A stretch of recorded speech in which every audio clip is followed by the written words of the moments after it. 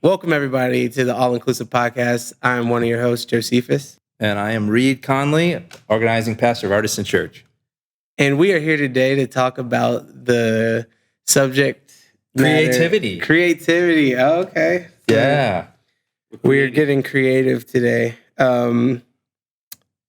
So I sprung this topic on Josephus at the last minute because I wanted to catch him off guard. No, actually, I really thought that this would be something we could talk about with ease because we're both creatives.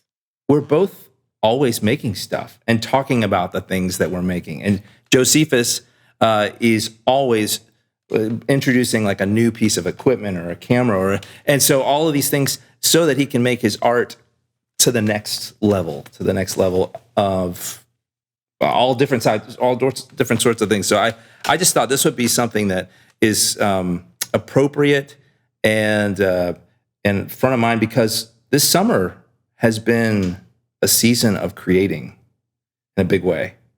And just so we're not, shining too much light over here, this guy has a guitar right next to him, so who knows what's going to happen. There just might be a bursting into song. Exactly.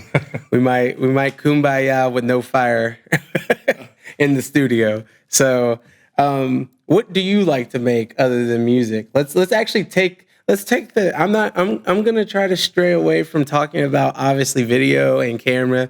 Let's get real. If we're gonna, what do I like to make? Yeah, what do you like to make that's not music? I actually have take your trump card out. A weekly practice of making homemade pizza. Every week. That is my happy place. Is I make some dough. I heat up the oven. I don't have a brick oven. Maybe someday, but I like to make pizza. I like to put different toppings and experiment with the ingredients. Do you have a pizza stone at least? I have 2 pizza stones. See, there we go. Now, so yeah, I've got a system. We've got a kind of a big family, so I cook a lot of pizzas, and then we test them. And how many doughs do you have to rise? I just make one batch of dough a week, but got you. But do you have to cut it down into different ones, or right? Yeah, I'll break it down. How many pizzas are you making? Usually 4. 4. And what's the fan favorite? Well, like everyone, if you had to make one pizza everyone could eat off of, which pizza would Violet eat? Well, Violet likes olives, so yeah. But that's just her. So I think if I were making one, it'd probably be a pepperoni pizza. I mean, that's kind of vanilla. Yeah, but, exactly. Exactly. You cannot go wrong. Actually, you can go wrong with pepperoni with as many vegetarians and vegans running around nowadays. Not that there's anything wrong with that, but it's like you never know. Pepperoni pizza is it safe anymore? Is it just cheese pizza we got to go with now? Pepperoni pizza. Cheese is probably cheese is probably the safest because you can get creative with cheese. You can use like 3 cheese, 4 cheese, 5 cheese, Tuscany 7 cheese. Oh, never mind. Just about everybody will eat cheese unless they're non-dairy. Cheese on a boat. I've done that before too. Yeah, exactly. On a non-dairy pizza, but I love it. But I love making stuff all the time.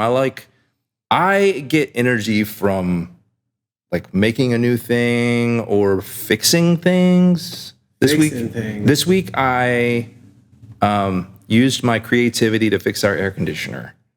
Ooh, that's a tough one. Yeah, it was a little bit involved. Was it the actual unit or was it like ducting or? It was a part that had gone bad that kept it from turning on. Got you. So like, was it in the thermostat itself? That little thing that I guess balances or have you ever opened it? As a kid, I opened a lot of stuff I wasn't supposed to. Yes, I have opened those. Yeah, I don't know what it's called. I don't think there's mercury in them anymore, but there used to be this little stuff that would slide and then it would tell it to, hey, some of the old ones have mercury in them, yeah. Right. Just that'll break and you can play with it. You're not supposed to touch it. But you're definitely not supposed to touch it. No, my problem was outside. So there's a part, pro tip, if your air conditioner breaks, there's a part in the outside unit called a capacitor. It is the most common thing to fail. And they fail sometimes every few years. So And for legal purposes, I will say that he is not an authorized HVAC. So don't say the all-inclusive podcast told you to change your capacitor and you got electrocuted. Don't take we don't have advice. Insurance for that kind of stuff. No. Turn the power off. Please turn the power off. So things that I like to create, oh man, the list goes on. I know you like to cook. I love to cook, but you took cooking off the table. I can't do the same thing you cook different stuff. I do. I cook everything. I bake. Baking is an art form, all of it, in itself. So it's chemistry for real. It's science. Right. Baking's not even cooking at this point. You have to have at least a master's to cook some of the stuff that I like to cook, because you're gonna go through hundreds of dollars of material. You need really expensive equipment. You don't need expensive equipment. I'm high maintenance. Okay. I'm gonna just go ahead and put it out there. I am a high maintenance kind of guy. I like the upper echelon of equipment. Get over it. I'm gonna always be that way. But no, I think my favorite thing is drawing and like painting, art, and doing. Most people don't get to see it, but that is kind of for you. Yeah, kind of thing? That's my guilty pleasure. Like I'll just randomly bust out a notebook or a piece of paper and doodle away. Nice. Or another shameless thing is coloring my son's coloring book. Oh yeah, like using the creative process of color theory to make interesting little Iron Man doesn't have to be red and yellow and all that. Sometimes it's nice just to zone out, It is. And just do a little coloring. And to use really expensive markers to color in a really crappy coloring book. So, you have, I'm bragging on you a little bit more. You've had other jobs or careers or businesses that have been creative as well. You made clothes. You made T-shirts, right? I may have made a T-shirt or two in the past year. That was actually the first business I tried to endeavor in, and it isn't for everyone. It is fun. It's actually a cool experience. I would say I would encourage anybody to get a Cricut or a Cameo. I started off on a Cameo. I like it. It's less mainstream. And it has some pretty cool perks to it, though. But I would encourage people to pick one up and at least make a shirt or two. What happened? What's a Cricut? Oh, a Cricut. So a Cricut is a machine that cuts vinyl. So basically, the most simplest form of creating a shirt is to get heat transfer vinyl. Yeah. And it'll cut other stuff too, right? Yes, it'll cut. It's like a printer that it'll cuts. actually cut. If you get the right one, it'll cut wood, certain the little vinyl wood. Yeah. It'll cut faux leather. It'll cut real leather. Yeah. But they have different tiers of what a Cricut is. I've never had one, but the Cameo is the same exact thing, except for a different brand, company called Silhouette. Yeah. But you just get those and get you some heat transfer vinyl, and then you just heat it up and press it to a shirt, and you can create your own little fashion. It's cool. It's a cool activity to do with kids too, because they really like to see the process. And I took some of Caleb's artwork and stuff, and we actually made a shirt out of it, and he was able to wear it to school, and because he got an award for that kind of stuff. So nice. So why do we, this is a question for both of us, why do we enjoy making things? Why do people like to make art? I think for me, it's, you see a finished product every time you go to the store. You might watch TV and see a finished product. And I've always wondered how things worked. For me, it was how do they get that to do that? And, I just get going down the rabbit hole. Maybe not so much. Well, not so much for drawing. I think drawing kind of is most people think they can't do it, but I mean, it is. If you can literally write the letter I and the letter C, with enough time, you can draw almost anything. You just have to put like it's understanding that everything in a drawing is shapes. Yeah. And just getting to, make a shape and subtract the portions of it that don't fit, whatever it is you're drawing. Yeah, I'm thinking of like a Bob Ross quote, the painter with the afro. He was saying, some people think I can't. Yeah, that guy. He's like, I can't. Yeah, some people think I can never do that, but a skill is something that you just are passionate enough about that you. I see put some of those sip and paint paintings people do, and I don't think people really. I don't think they realize how good they do when it comes to those, because they're there with the mindset of, this is the painting secondary, and that's when you realize how creative your brain really is. It's like. And sometimes it doesn't even need to be alcohol you're sipping. It's like you could literally I sip juice when I paint. So it's just whatever one of those works. things. Like you're just taking. I like to paint while painting specifically. I like to do while watching like TV or something, because I do find painting is one of those activities that is easier to do while distracted by something else, because I don't know, it just breeds a more natural outcome. So I am genuinely surprised a lot of times when I see people's, sip and paint paintings, and it's just like, what happened to not being able to draw or to do those things? Like, I mean, we were all creating something on some level. Right. Like you create with what you do with your time or what you choose to pour your energy into. A new Maybe one it's for me work is or whatever. Scripts and like getting into scripting, and also like actually writing out ideas. Storyboarding is another one. Trying to convince myself I don't have to try to draw, a picture of the person that I'm scripting for the part. A stick figure will do. Yeah, okay. But yeah, that's. I had a chance to, because we've had some art hanging on the walls at Artisan Church over the past year and a half. I've had a chance to interview some artists and ask them this question, like, why do you make art? And the surprising answer in one of the interviews was, I have to. Like, it is just in me. And when I don't let it out, I have to make something to be okay. Like I can't, I'm not an artist by choice necessarily. That was the vibe that I got. Like, I have to make something, because if I don't, then I'm not all right. See, I think I fall on the other side of things where I'm protective of my art, so I kind of don't want to show my stuff. Like a lot of for the longest time, you would have never known I was an artist, or somebody who liked art on that level, right? Because there was no showing it. I'm super protective, or not really protective.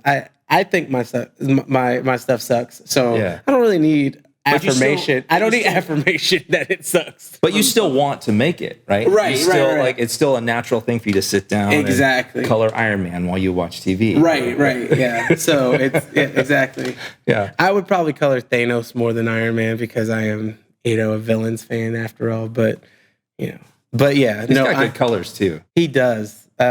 And if he you does. Get the if you couldn't get the theme yet, pink and like pastels and purples, and that's my jam. Like I wear a lot of pink, and pastel colored items in my clothing. And I wear gray.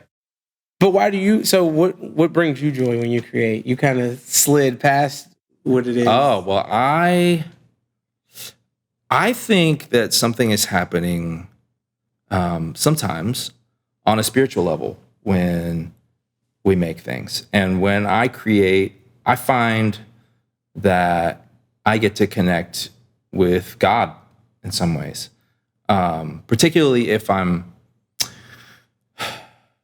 creating in or around scripture passage, or if I'm just into something deep, some deep thoughts about the big questions, life, why are we here? Why did I wake up today? Then I find that creating is a way to find a better understanding of myself, and sometimes a better understanding of God.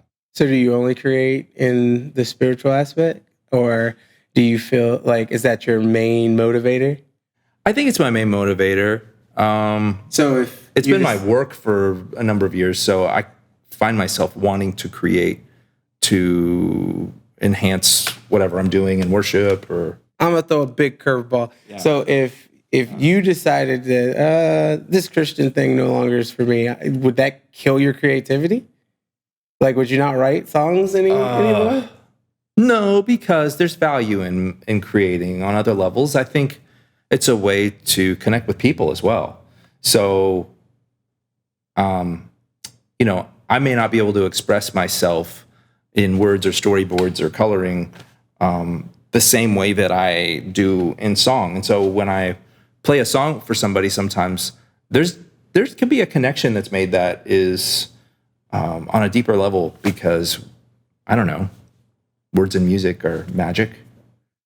I asked you that question not to rattle you, but more so like because you based it a lot in, and I'm sure I get what you mean by it as far as what helps you create. But I was just wondering, like, I was playing a little devil's advocate on whether or not, like, would that kill your creativity if you couldn't do it for God, or if God wasn't the inspiration? Because I think it's a really interesting question. It is a dope way you answered it, as far as that is a great motivator for sure, and why to create. And you do have a lot of subject matter to draw from in that category.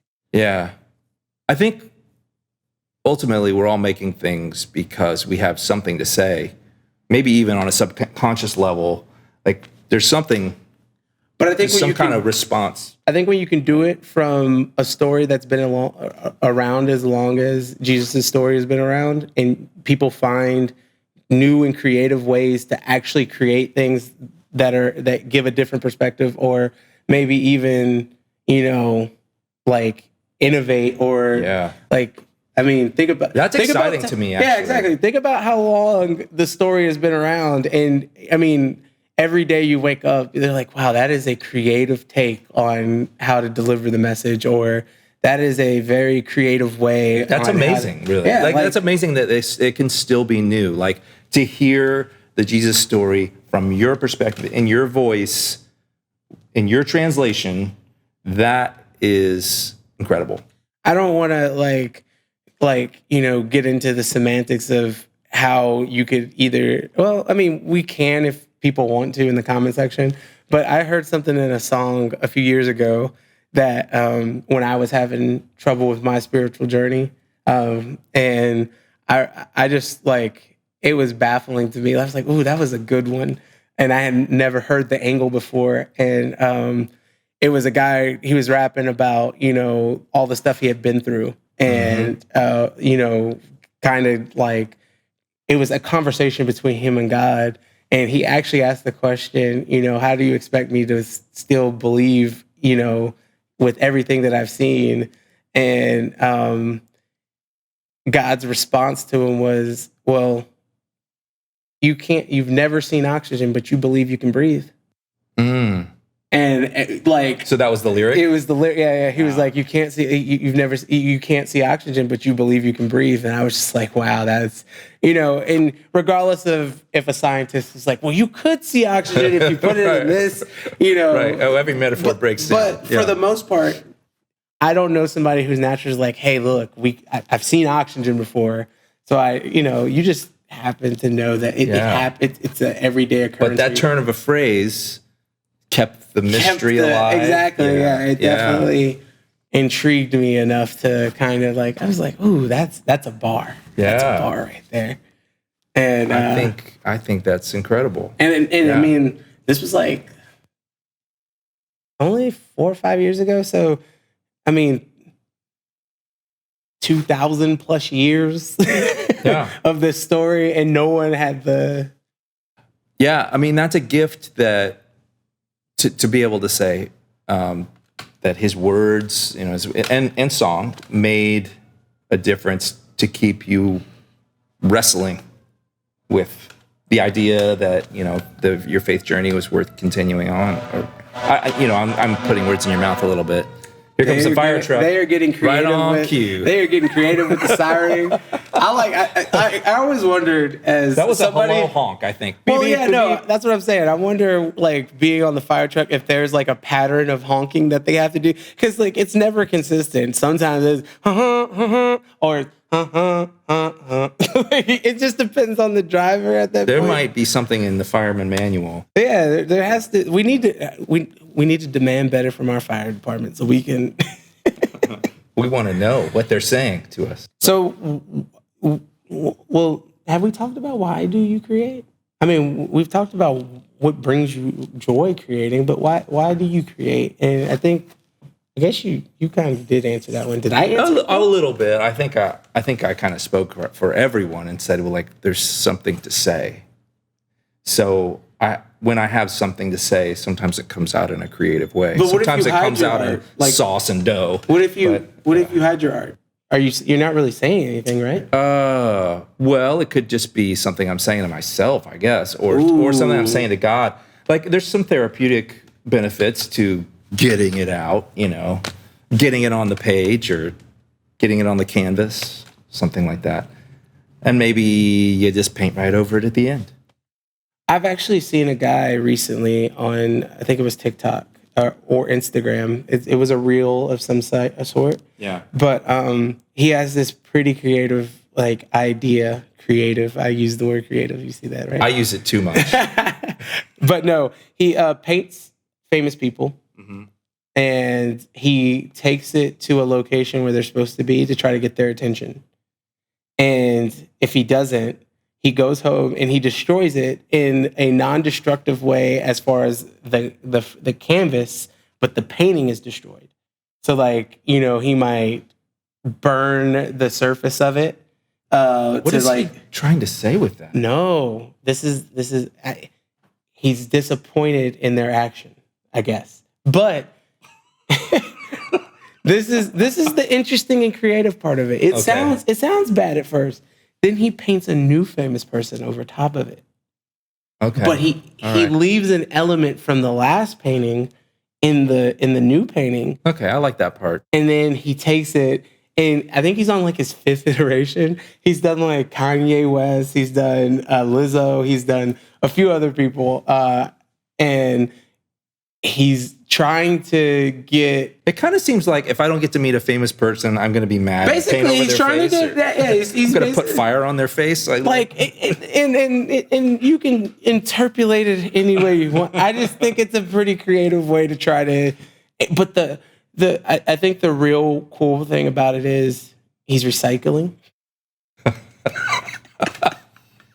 He's recycling. He's making a statement about reuse, recycle. Yeah. But the art itself is actually really cool. If I can find his page again, I didn't remember. I don't remember the name of the account because it was one of those things. It was I was probably sitting at a doctor's office or something.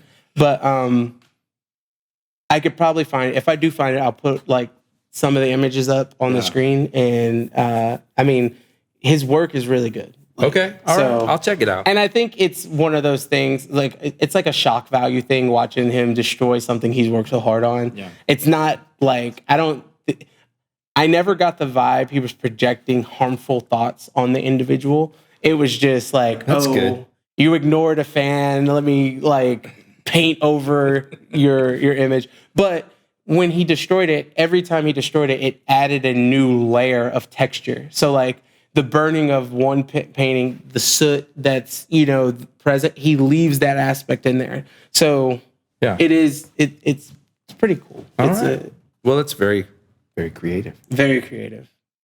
So one other answer to your question, why create? I want to take us to a scriptural level now and talk about why I think it's important to create, not just as an individual, but as a group of people, as a community. And it comes kind of from this verse that I think of as our founding scripture for Artisan Church. And it's Ephesians 2:10, and it says this: "For we are what he has made us, created in Christ Jesus for good works, which God prepared beforehand so that we may walk in them. And I love this verse because it starts off talking about creation, God creating everything. So, the divine speaks into nothing, creates everything.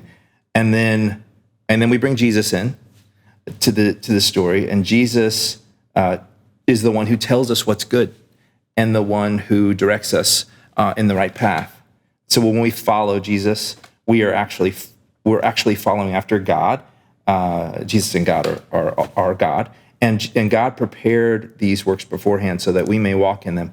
And some translations say, so that you know the way to live. So it becomes like a way of life to be in the creation, in God's creation. We're actually creating with God because we're God's created beings. We are partnering with God to make things. So it's sort of like in our essence to create, because yes, the very world we live in was created.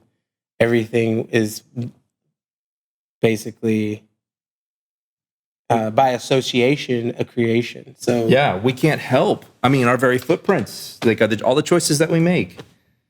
Yeah. So I like that.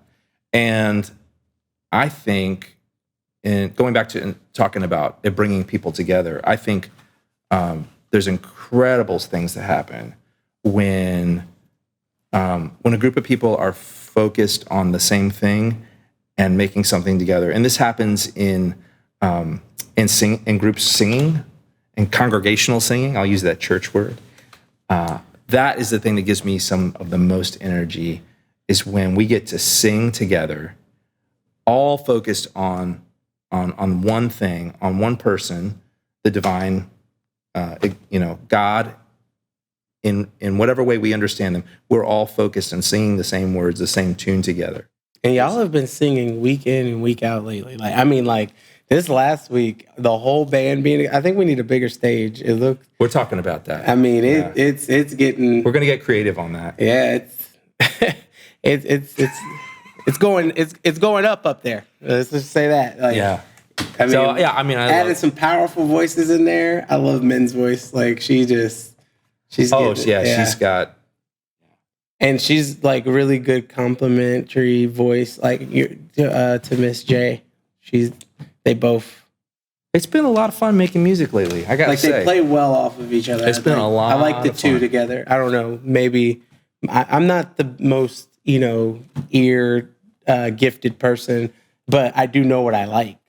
And that's all you. Yeah. That's all you need to know. So I want to play a little bit of a song. Okay. Because this is a song. It actually talks a little bit about creation. I didn't bring my kazoo. Well, unfortunately, you can tap your foot if you want. I've been told never to tap my foot. That's true. I already knew. Rich is over there like the look on Rich's face right now. Bodily harm. So this song is a song that I wrote, but not just by myself. I actually got a chance to write this with a group of youth, mostly high school age youth, and we talked about a passage of scripture, and it's called Belong, and we kind of group thought the lyrics together and put it together, and it became a song that was kind of an anthem for us for a while, that brought me a lot of joy, because it wasn't about one person. It was really about how God is calling us to be together. And it goes like this. From dust, you put us together. Then you call us together. Whoa, whoa, whoa. When waters rise, we have each other. Through all kinds of weather. Whoa, whoa, whoa. We belong, belong, belong. We believe, believe, believe that you made us all wonderful.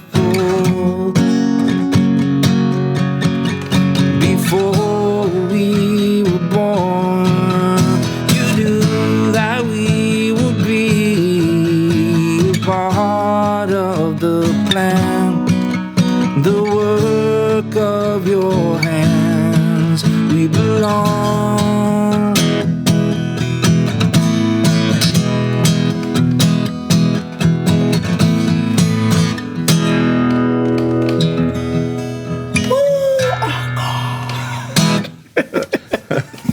No, Thank you for letting me do that. That was good.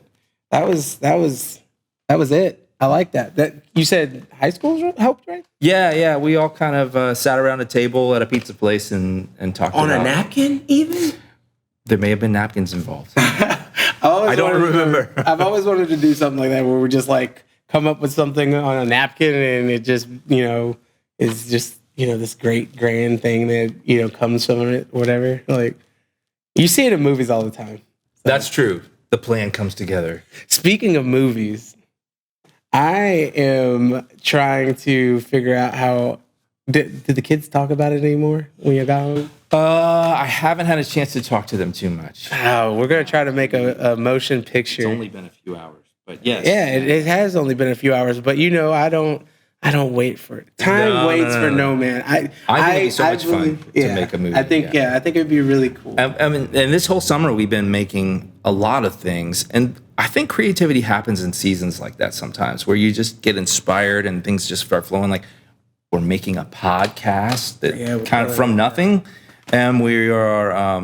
actually in the process of recording some music for an album we're going to release later this year. Making some art here. Yeah, we're making some art, making some music. So stay tuned for a Christmas album. And this Sunday, this is a plug. You probably won't hear this before this Sunday, but we're going to make some art in worship. We're actually going to do some group painting.